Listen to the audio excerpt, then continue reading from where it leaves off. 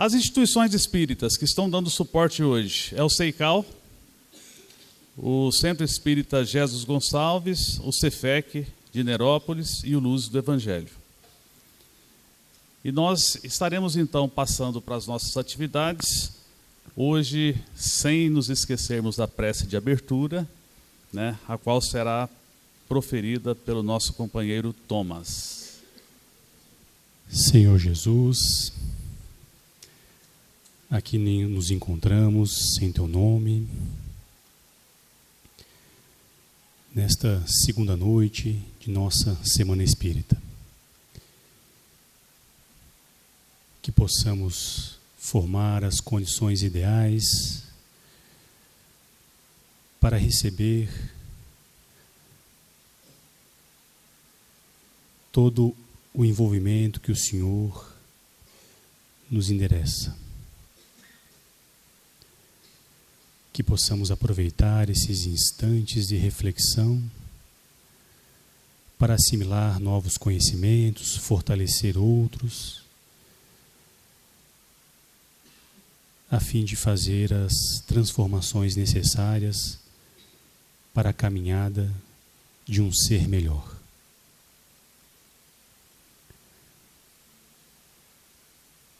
Que a nossa irmã expositora consiga atingir os nossos corações e a nossa mente com sua mensagem. Que este auditório possa também ser um gerador de energia para que a espiritualidade amiga atue em benefício da região, da cidade. Obrigado pela nova oportunidade e permaneça sempre conosco. Nós vamos pedir à palestrante da noite, a doutora Márcia Ramos, que já se aproxime aqui da frente. A doutora Márcia Ramos, ela é ex-coordenadora da área de promoção social espírita da Federação Espírita do Estado de Goiás.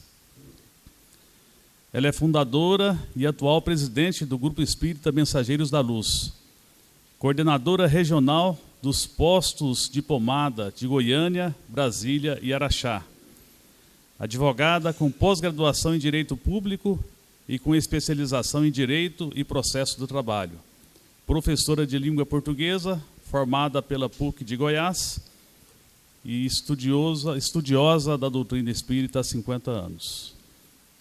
Então, o tema que ela vai desenvolver hoje é escolhas, a vida como reflexo de nossas escolhas. A ela, então, nós passamos a palavra.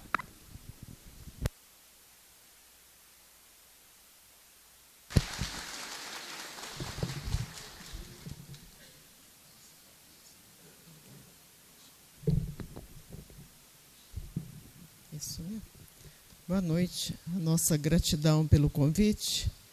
E esse convite é realmente bastante especial, porque no século passado, a gente estava lá no plano do espírito, mas a gente não chegou ao nosso lar, infelizmente, porque senão a gente estaria lá até hoje. E a gente precisava de reencarnar. E aí imaginamos, a gente tem que fazer uma escolha. E aonde é que a gente vai reencarnar? Começamos procurando. Já havíamos decidido que iríamos reencarnar no Brasil. E aí resolvemos que seria no Planalto Central. Começamos a procurar, escolhendo o local onde poderíamos reencarnar.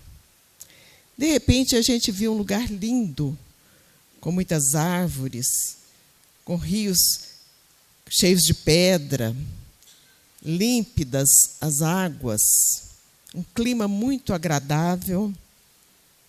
E perguntamos, que rio é esse?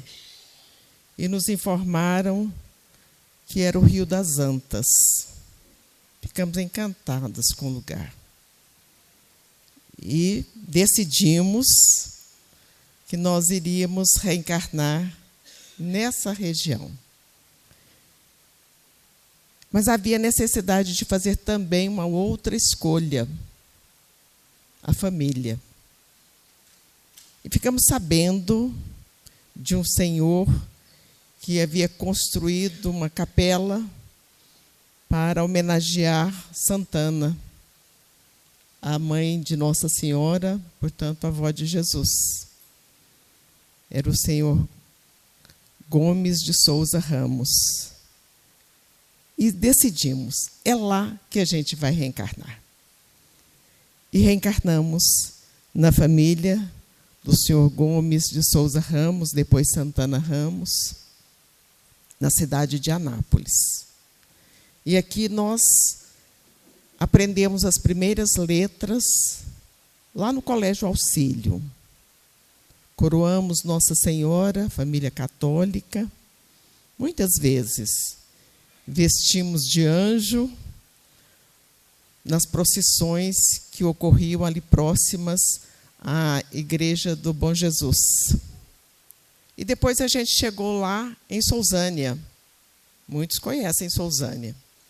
E lá em Sousânia a gente tem até um centro espírita, vocês acreditam nisso? Nós temos um centro espírita lá em Sousânia.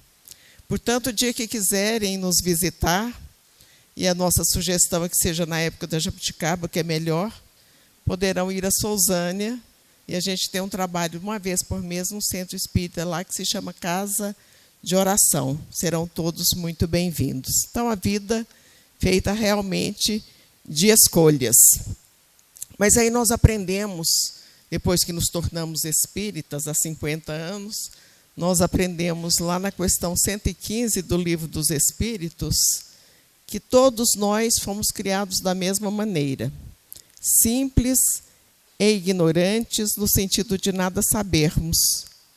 Mas aí também aprendemos mais no conhecimento da doutrina, nas obras básicas da doutrina, que a gente tinha inteligência. Será que não deu certo aqui?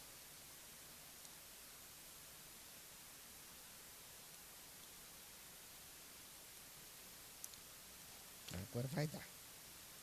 Agora vai dar. Aí nós aprendemos com a doutrina que nós tínhamos a inteligência. E a inteligência é um atributo do espírito.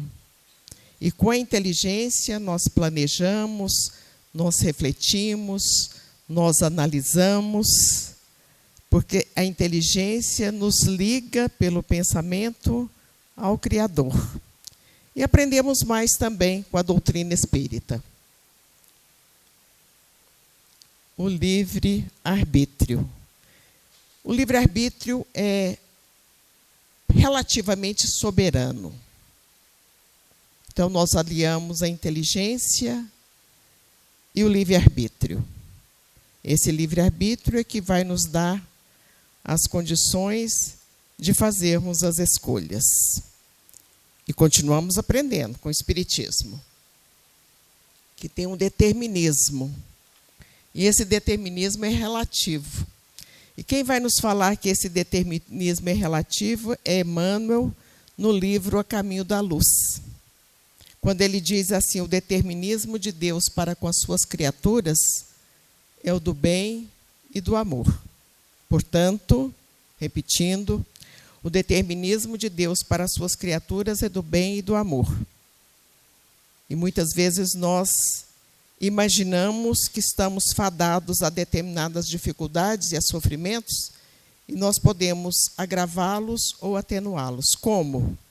Quando a gente pratica o bem, quando a gente pratica a caridade, quando a gente atende os princípios do Evangelho, do amor e do perdão, nós podemos atenuar as nossas aflições, os nossos sofrimentos e também estender essas bênçãos para as nossas famílias através das nossas orações. Mas ainda tem mais. Além do determinismo, nós imaginamos que, de repente, as coisas acontecem na nossa vida. Não existe de repente. não tem essa lei do de repente.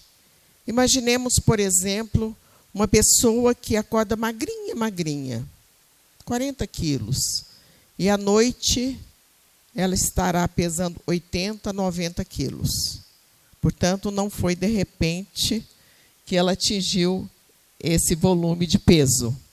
Foi ao longo do tempo, alimentando mal, ela foi adquirindo mais peso. De igual maneira, é aquele que amanhece milionário.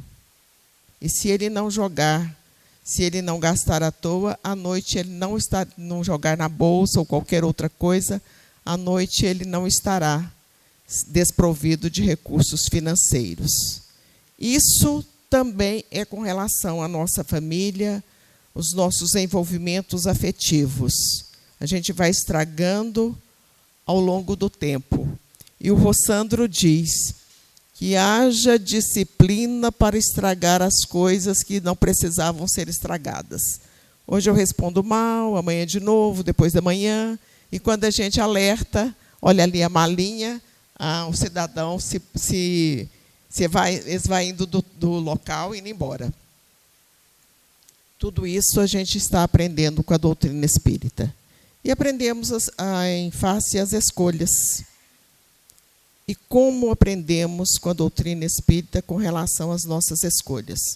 Nós vamos relatar um fato ocorrido há 3.000 anos. E muitos, sobretudo os jovens, mas será 3.000 anos? Vamos ver como ele é atual.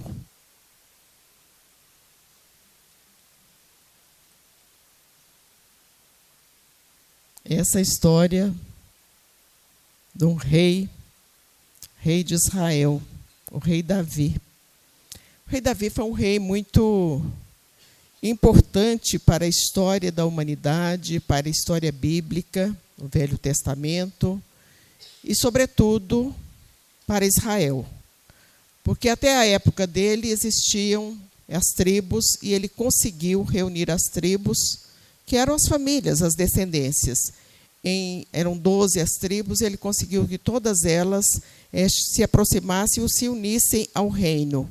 Então, união é alguma coisa difícil de realizar, por isso que Dr. Bezerra de Menezes é considerado o apóstolo da unificação do movimento espírita, porque todos nós precisamos, espíritas, precisamos estar unidos. Nós já somos poucos, se a gente desunir, nós diminuímos as nossas forças. Então, ele tinha essa força política, essa força de poder, foi um rei muito poderoso no aspecto da liderança dele face a Israel. Ele conseguiu levar a Arca da Aliança, que era o instrumento mais importante de todo o povo hebreu, para Jerusalém. E o que estava dentro da arca? Estavam as relíquias de Moisés, sobretudo o Decálogo, os 10 mandamentos. Mas, esse mas é que vai fazer a diferença na nossa vida. É uma adversativa, e todas as vezes que a gente fala mas, porém, contudo, todavia, nós estamos mudando o curso da história. Mas nos aspectos familiares, ele não foi tão bem sucedido. Ele não foi cuidadoso. Primeiro, ele possuía 8 esposas. Por lei, podia se casar mais de uma vez, e ele possuía 8 esposas. Até aí, ter 8 esposas, legal, imaginam alguns, né? Agora, o difícil são 8 sogras, né? Pensa.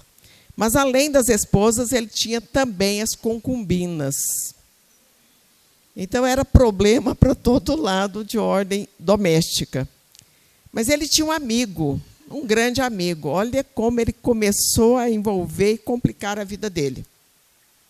Ele tinha um grande amigo, chamava Urias. Era um soldado valente e sempre dizia a ele, ao rei, que daria a vida por ele.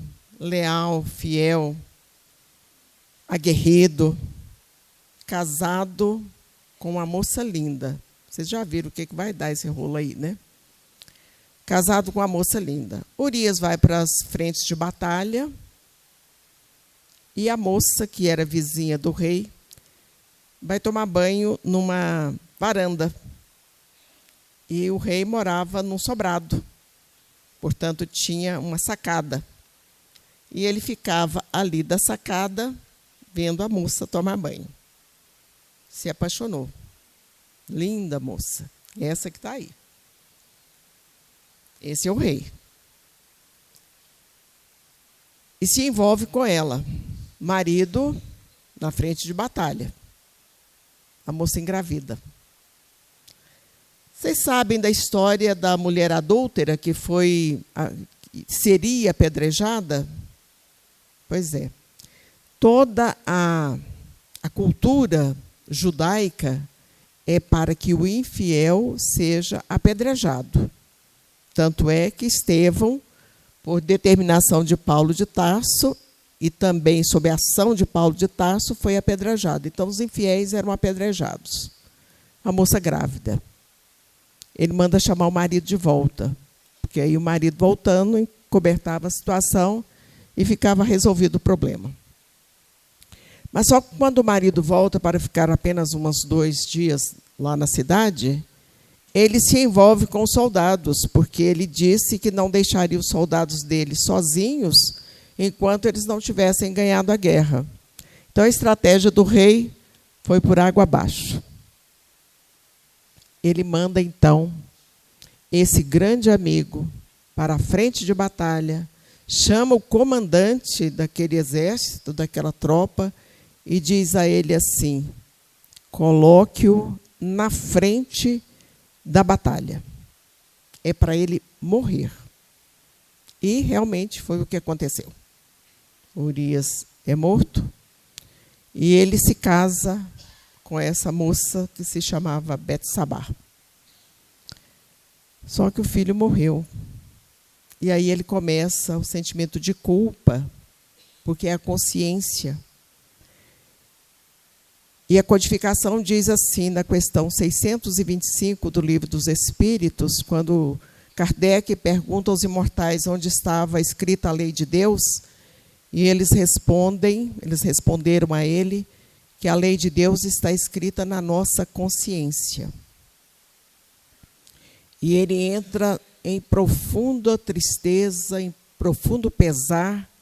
Hoje, ele seria diagnosticado com depressão.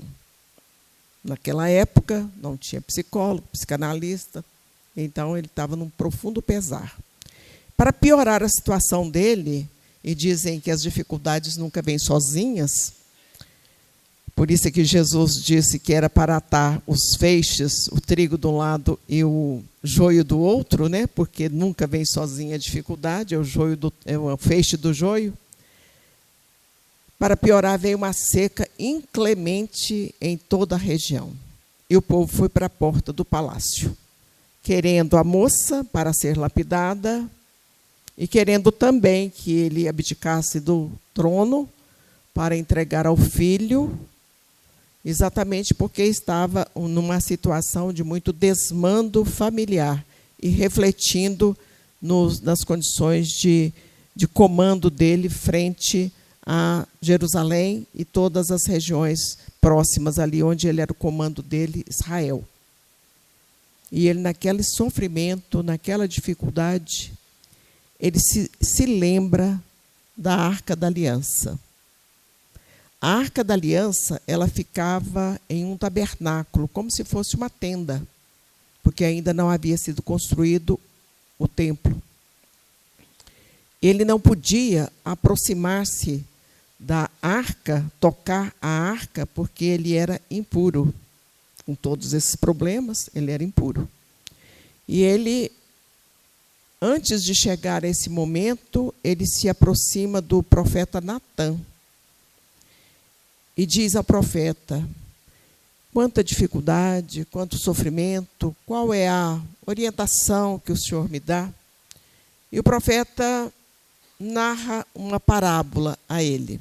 Aí que ele ficou mais aflito, antes de adentrar ao tabernáculo. O profeta narra a seguinte parábola. Era um homem muito rico, que possuía muitas e muitas ovelhas. tinha muito poder em toda a região. E existia um outro homem que só tinha uma ovelha.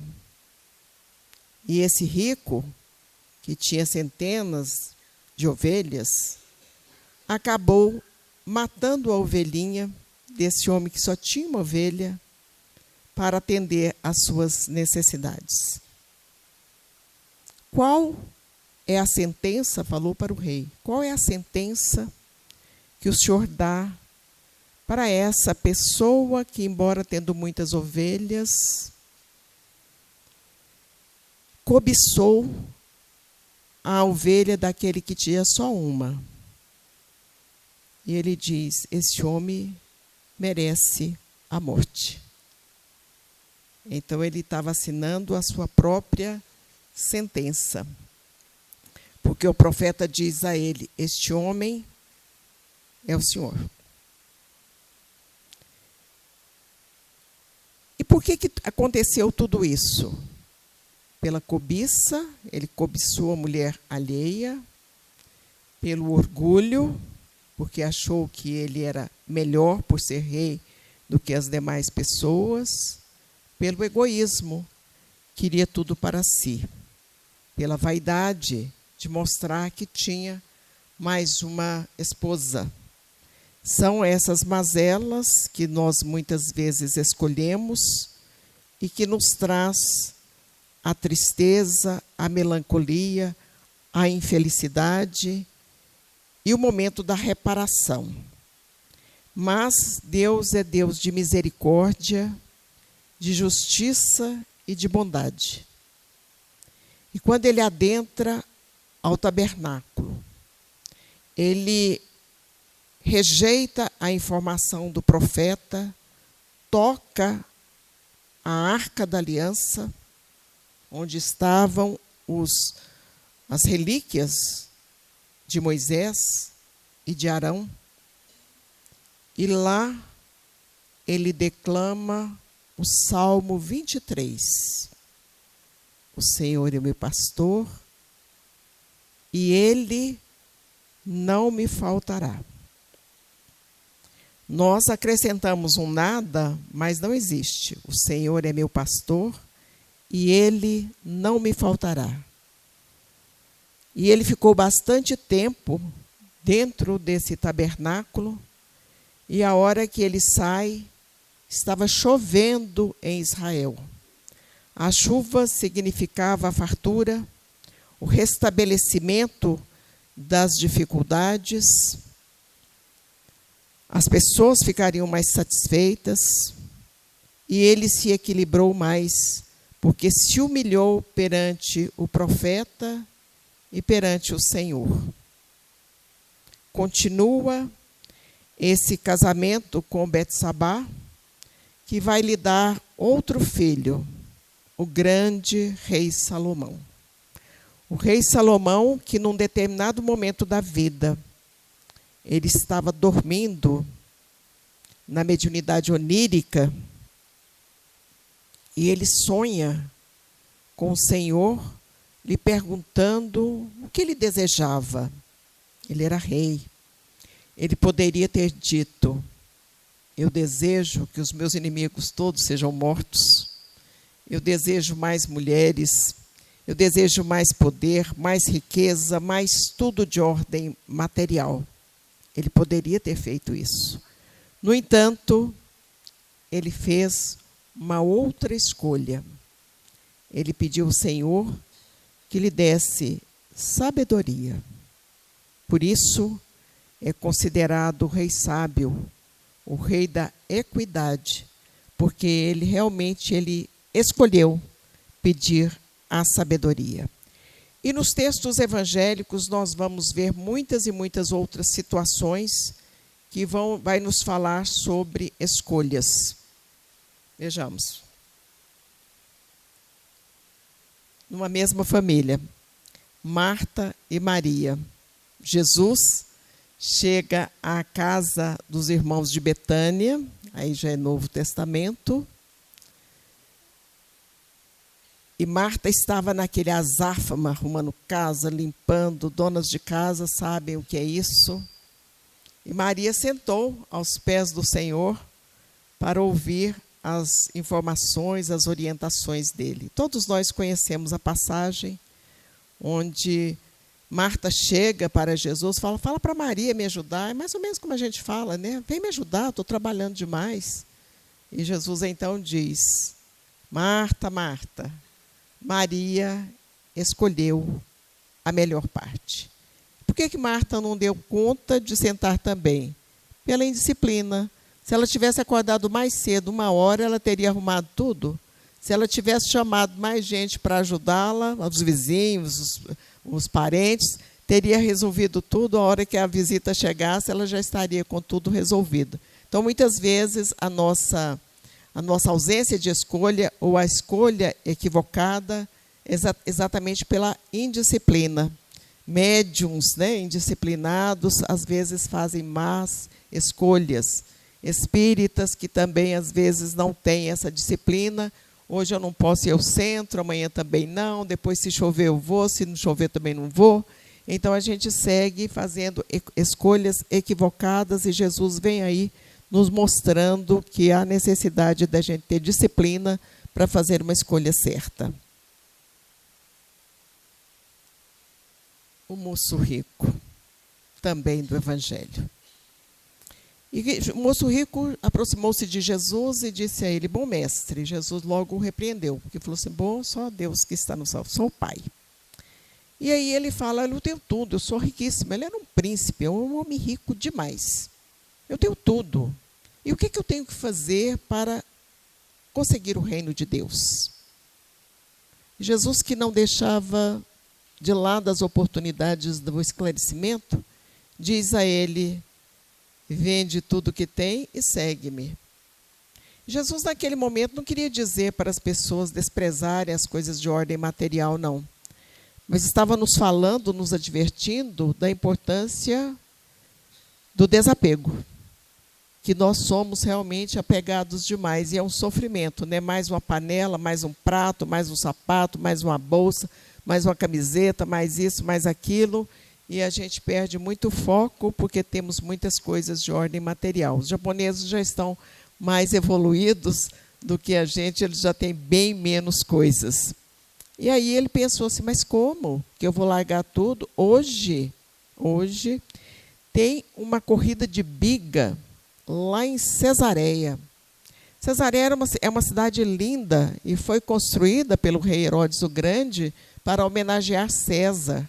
E lá estariam, era uma competição, estariam egípcios, romanos, gregos e todas as raças naquela época, ali naquela cidade, para participar desse torneio de biga, fazer as apostas que eram altíssimas. E ele pensou assim: eu vou lá, vou ganhar essa corrida de biga. Biga era um carro com 2 rodas, puxado de cavalo.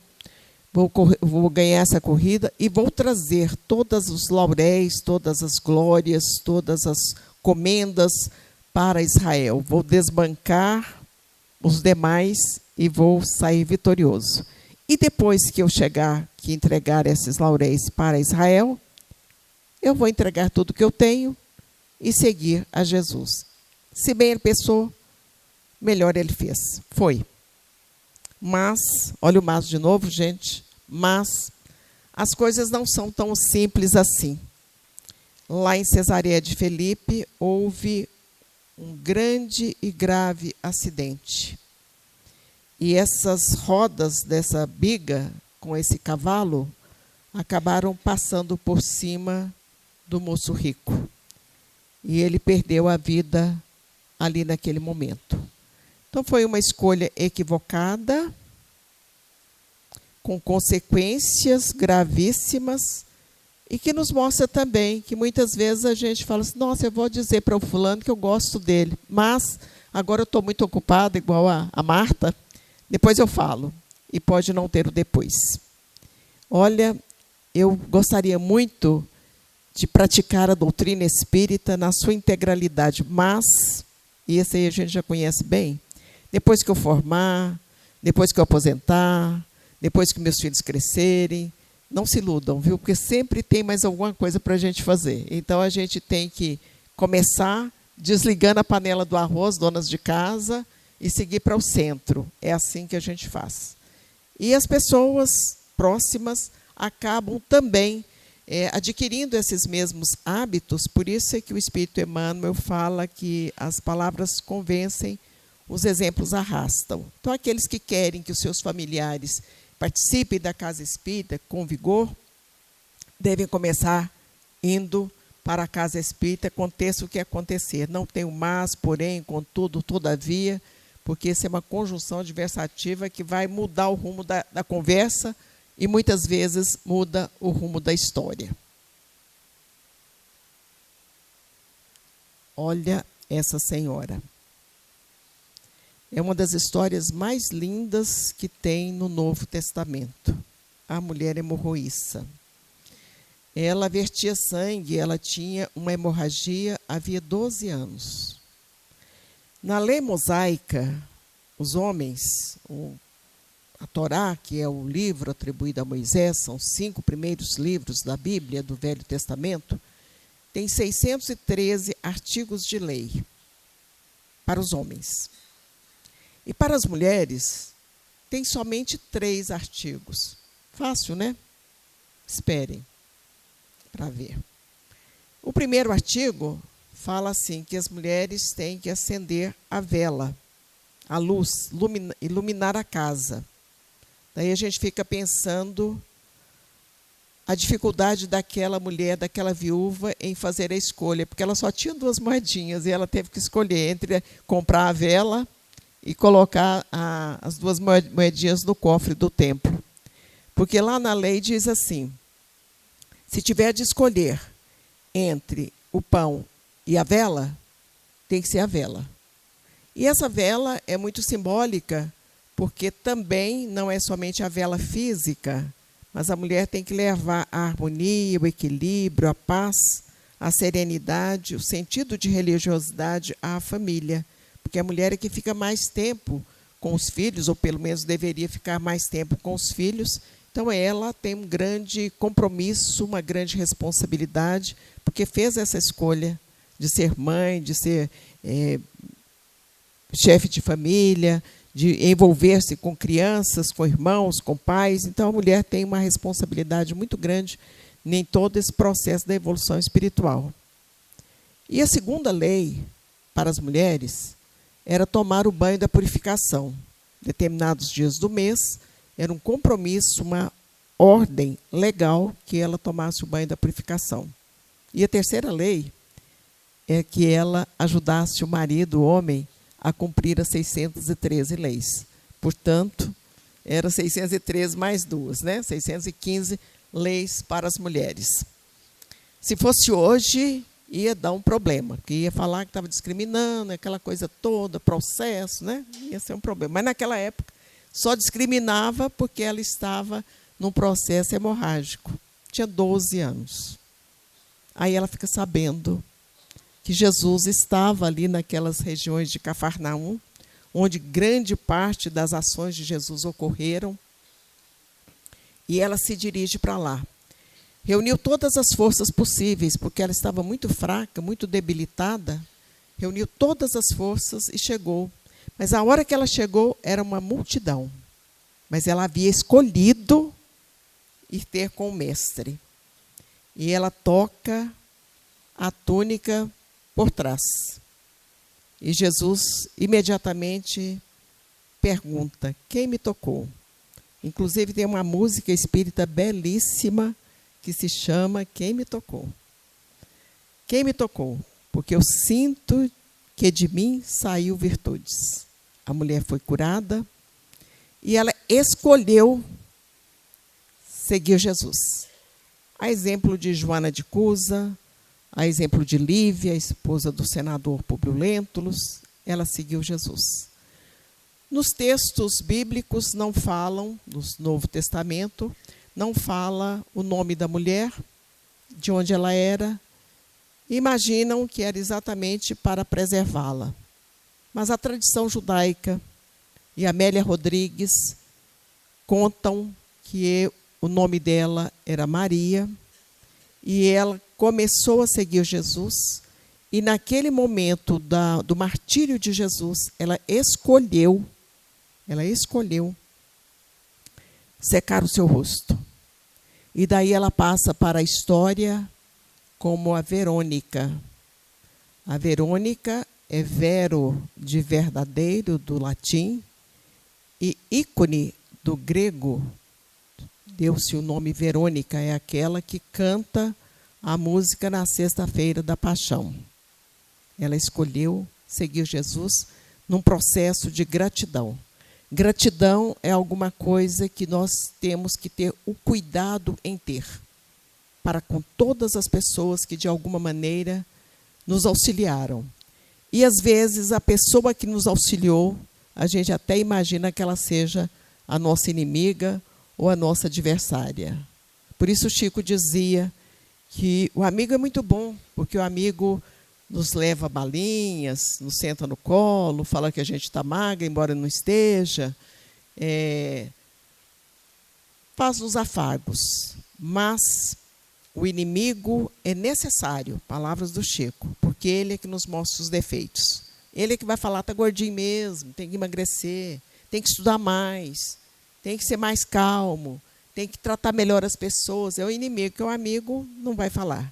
Então, a mulher hemorroíça é a mulher da fé e também da gratidão. Zaqueu é outro que escolheu. Um homem muito rico, e ele estava ali na coletoria de Jericó. Ele era um cobrador de impostos, e ele viu um cego que passava por lá sempre. De repente, o cego chegava para pedir esmolas, escolhia passar ali pela coletoria, o cego sumiu. E ele perguntou, o que foi feito do cego? Ele foi curado. Mas como curado? O Messias de Nazaré passou por aqui e o curou da cegueira. E o Zaqueu, então, imaginou, eu sou um homem muito rico, mas eu sou um homem muito infeliz, porque riqueza não dá felicidade. Felicidade é paz de consciência, é equilíbrio, é sentimento cristão, é amor. Isso é que vai nos trazer felicidade. Ele era um homem discriminado, porque era cobrador de impostos, e já rico, outros tinham até inveja dele. E ele pensou, refletiu e concluiu que seria bom ele escolher ir se encontrar com Jesus. E foi. Imaginem assim uma pessoa muito poderosa, a mais poderosa que vocês possam imaginar, porque ele era o homem mais poderoso de Jericó, vestido com um manto de poder. E quando ele vê aquela quantidade de gente, ele pensa, não vai dar certo, eu não vou conseguir alcançar Jesus. E ele começa a correr. Mentalizem a cena.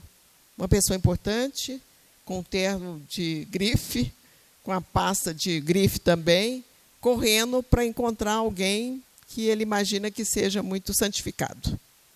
Esta é a cena. Mas o pior de tudo é que a hora que ele viu que não conseguiria mesmo, ou o melhor de tudo, dependendo da ótica, ele decide subir num sicômoro, que era uma figueira brava. E daí a gente também conhece a história. Jesus diz a ele, Zaqueu, desça daí, porque hoje eu vou habitar a sua casa. E ele, então, divide o que tem, dá para os pobres, ele se torna uma pessoa cristã naquele momento da grande escolha.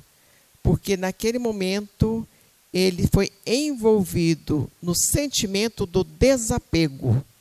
Quando nós somos apegados, nós estamos fazendo as escolhas equivocadas. Então, ele se envolveu no sentimento do desapego. E esse desapego, ele é por pessoas, por objetos, por cargos. Todas as situações nós nos envolvemos, somos apegados.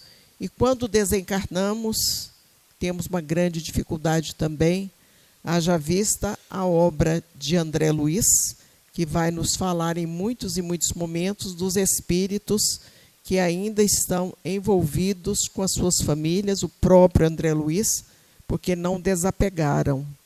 E esse Zaqueu, então, no momento em que ele escolheu, ele estava deixando de lado o apego às coisas de ordem material. O filho pródigo. A história do filho pródigo, na assistência e promoção social espírita, a parábola das parábolas é considerada a parábola do samaritano, que é juntamente com a parábola dos achados, dos perdidos e dos achados. E dentre as parábolas dos perdidos e dos achados está a parábola do filho pródigo. E é belíssima essa parábola, e muitos a consideram a parábola de todas as parábolas. Por quê? Porque ali estão 3 situações. Um pai com 2 filhos e o filho mais novo, que resolve que queria toda a herança, e o pai cede. Então, ele escolheu, naquele momento, que iria desfrutar de todo o patrimônio do pai, o pai rico, e sai pelo mundo, na escolha que foi dele. Dilapida todo o patrimônio. É muito fácil, né? Pessoa rica, jovem, tem tantos amigos, tantas pessoas querem ficar perto, porque, de alguma maneira, serão beneficiadas também. Mais um almocinho, mais um drink, mais um jantar, mais um presente. E assim foi, as escolhas dele. Quando, num determinado momento, ele já não tinha mais escolhas, porque a vida é assim. Às vezes, nós escolhemos muitas situações e chegamos a um ponto que não temos mais escolhas. Ele já estava roto, rasgado, faminto, sem dinheiro, sem prestígio, sem nada. E conseguiu um emprego. Esse emprego era para ser tratador de porcos. Uma coisa humilhante para o judeu. O judeu não come porco, não pode criar carne de porco em Israel, e ele foi criar porcos. Mas ele não tinha comida, e mesmo aquelas sementes que eram levadas para tratar os porcos, ele não poderia comê-las. E num determinado momento de grandes aflições, ele caiu em si. Esse cair em si é que faz a diferença nas nossas vidas, para que a gente volte e faça a escolha correta. Porque todos nós somos viajores do tempo e em algum momento da nossa vida nós vamos fazer a escolha certa, seguir Jesus. E aí ele pensou, meu pai é um homem rico, eu vou voltar para casa, porque todos nós voltaremos um dia para a casa do pai. E se bem ele pensou, melhor ele fez. Voltou.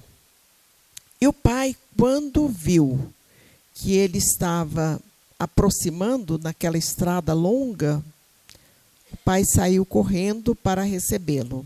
Mostra que o pai já havia também feito a escolha de esperar o filho. Porque ele, com mais maturidade, ele sabia que mais cedo ou mais tarde esse filho voltaria. E, de fato, ele sai correndo para encontrar o filho, beija o rosto. O beijar o rosto para os judeus tem um significado especialíssimo, quando o pai beija o rosto de um filho. Mas na hora que o pai beija o rosto, ele vê que ele estava maltrapilho. Ele se condoeu. Observou que ele estava com os cabelos raspados. O judeu não raspa os cabelos. O judeu ortodoxo nem a barba corta, raspada, só aparada, porque não pode colocar lâmina, encostar lâmina no rosto. São preceitos judaicos.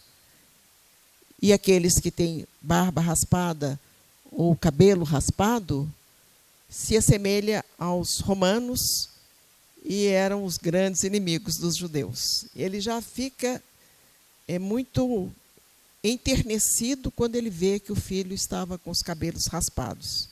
Mas pior do que isso foi quando ele olhou para os pés. Ele estava descalço. E o descalço era somente para escravos. O filho dele era dono de terras, de vinhedos, era um homem de posse. Ele imediatamente manda que os escravos coloquem os sapatos, as sandálias no filho. Mas ele fez mais, viu que ele estava sem o manto do poder.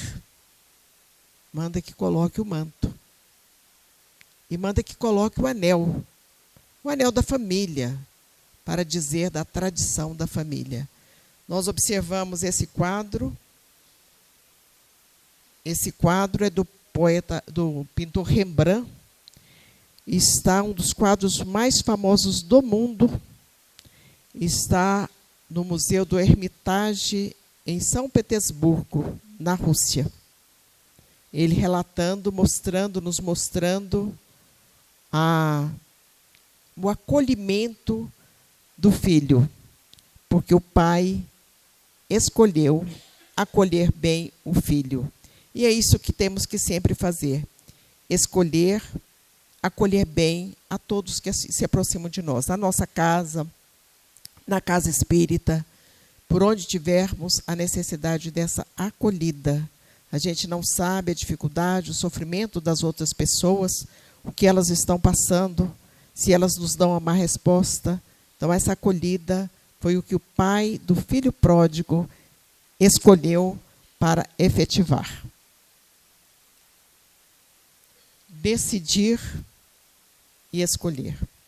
Por isso, nós trouxemos um poema da nossa querida Cora Coralina, que vai nos mostrar. Cora Coralina era amiga de Chico Xavier, era espírita. E lá na Casa da Ponte, os que já tiveram oportunidade de ir a Goiás poderão ver que existem muitas cartas assinadas por Francisco Cândido Xavier. Um espírito de grande luminosidade, e escolheu ser poetisa e ser doceira, porque, de toda forma, fazer doce também é uma poesia. Vamos ver o poema da Cora.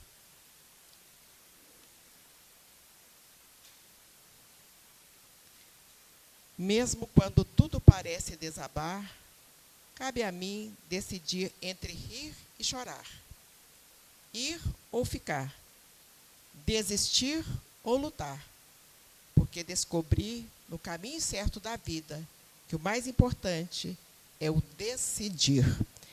Gente, tem um provérbio árabe que fala assim: quando a gente dá o primeiro passo, a gente já andou metade do caminho. E é verdade. Os que já separaram, casamentos desfeitos, aquela assinatura ali no cartório é a coisa mais simples. O difícil foi decidir. Vou separar, vou casar, vou mudar, vou reencarnar. Qualquer que seja a nossa decisão, o escolher é muito difícil. Por isso, a necessidade da gente estar sempre em oração, sempre buscando a sabedoria, aquela mesma sabedoria do rei Salomão, para que a gente também possa fazer as melhores escolhas, decidir de uma maneira mais sábia. E ela também, a Cora, decidi, fechei os olhos e pedi um favor ao vento. Leve tudo o que for desnecessário. Ando cansada de bagagens pesadas. Daqui para frente, levo apenas o que couber no bolso e no coração.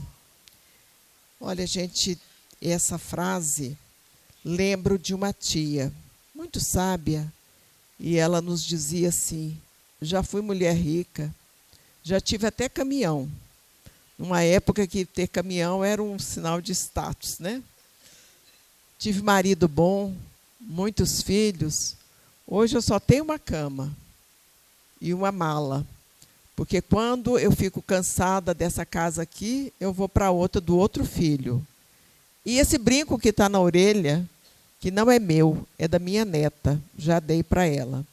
Então, era uma pessoa sábia, uma pessoa feliz. E a gente fica muito apegado, escolhendo equivocadamente as coisas para complicarem as nossas vidas.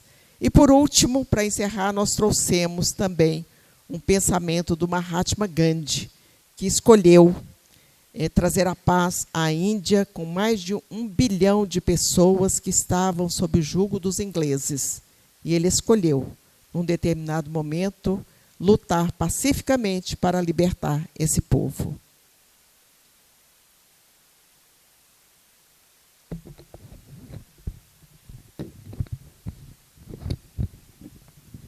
Vou tirar aqui, né?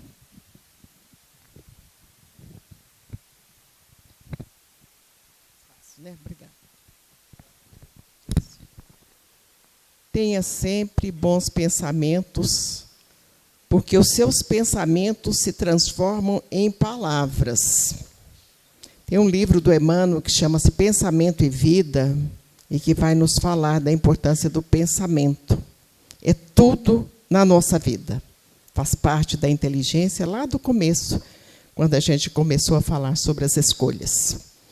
Tenha boas palavras, porque as suas palavras se transformam em ações. Destratar as pessoas, ser grosseiros, isso é característica de espírito inferior. A questão número 100 do Livro dos Espíritos, que vai falar sobre a divisão dos espíritos, vai nos mostrar que espírito com linguajar grosseiro é espírito mais equivocado, mais atrasado mesmo. Como todo mundo quer ser polido, quer ser educado, quer ser fino, a gente tem que começar com o linguajar da gente. Tratar bem as pessoas, mesmo porque, quando nós as tratamos bem, elas refletem nos seus pensamentos mensagens positivas para nós. Tenha boas ações, porque as suas ações se transformam em seus hábitos. Desorganizado é próprio de espírito desorganizado. Pessoa mais preparada, mais evoluída, é mais organizada. E a gente vê em todas as obras de André Luiz as organizações. Mas também nós vemos que as trevas, e sobretudo no livro Libertação, elas também são organizadas. Daí a importância de fazermos a escolha certa, sempre passando pela oração. Tenha bons hábitos, porque os seus hábitos se transformam em valores. Sabe aquela pessoa que está sempre atrasada? Ela adquire esse hábito. Qualquer lugar, ela vai chegar atrasada. Você sabe aquela pessoa que tem o hábito de exagerar as coisas? Ela vai sempre continuar exagerando. Mas aquela outra que estoura o cartão de crédito, essa também, se não tiver cuidado, vai pagar muito juro por aí. Então, os nossos hábitos, a gente tem que ter cuidado para transformar esses hábitos nas coisas mais eficazes e melhores. Tenha bons valores, porque os seus valores se transformam no seu próprio destino. Então, tudo que a gente faz de bom é a nossa escolha e será o nosso destino, agora ou alhures. Porque nós somos viajores do tempo e estamos no propósito da reencarnação para nascer, morrer, renascer às vezes, evoluir sempre. É a orientação trazida pela codificação da doutrina espírita. Então, quando nós temos os valores, e a doutrina espírita nos traz esses valores, ela nos chama à responsabilidade da nossa exemplificação, ela nos chama à responsabilidade com relação à caridade, que é a questão 886 do Livro dos Espíritos. Essa questão 886, porque nós aprendemos por muito tempo a caridade de ordem material. Escolhemos fazê-la, e é muito importante, mas ela não é o cerne da caridade. Quando Kardec pergunta aos espíritos o que seria caridade, eles responderam, no entendimento de Jesus, é a benevolência para com todos, é a indulgência para com as imperfeições alheias, é o perdão das ofensas. Isso é caridade. E a gente acrescenta, nós Com certeza temos muitos espíritos que não nos apreciam. Fizemos coisas equivocadas, escolhemos lá para trás fazer coisa equivocada. Muitos espíritos não nos apreciam. Peçamos perdão a eles também, na hora das nossas orações. Pedir perdão aos espíritos que, de alguma maneira, em algum momento da nossa vida, nós os prejudicamos. Escolhemos mal, e só escolhemos mal porque somos ignorantes. Quando a gente tem conhecimento, e essas são palavras do Evangelho, conhecereis a verdade, e a verdade vos libertará. Quando nós temos esse conhecimento, a nossa vida muda. E esta é a proposta da doutrina espírita, mudar a nossa vida. Daí a importância de sermos gentis, fraternos, escolhermos sempre a boa ação, porque essa boa ação ficará conosco. Nas palavras do Chico, a boa ação que você faz será seu advogado em qualquer parte. A nossa gratidão a todos, muito obrigada, que tenham uma continuidade de Semana Espírita de muita alegria.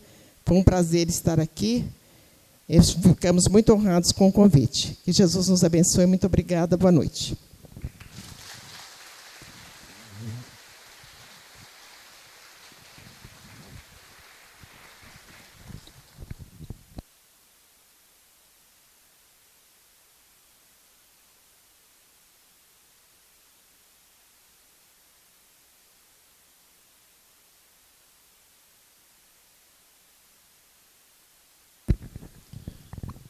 Nós que agradecemos a doutora Márcia Ramos por essa viagem em torno das Escrituras, que certamente nos enriqueceu muito, e a ela a profunda gratidão de todos os presentes aqui nessa noite.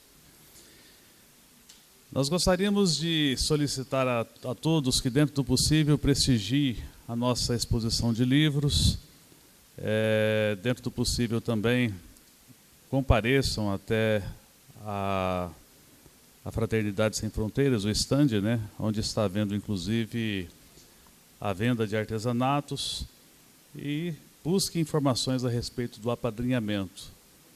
Qualquer dúvida, falem com a Rose, ou acessem o portal da Fraternidade Sem Fronteiras. Amanhã, nós teremos a apresentação artística a partir das 19h30. Amanhã a parte de harmonização estará a cargo da Virgínia e Reginaldo, juntamente com as filhas Thaís e Clara, comumente chamada de família Reis. Houve mudança? Só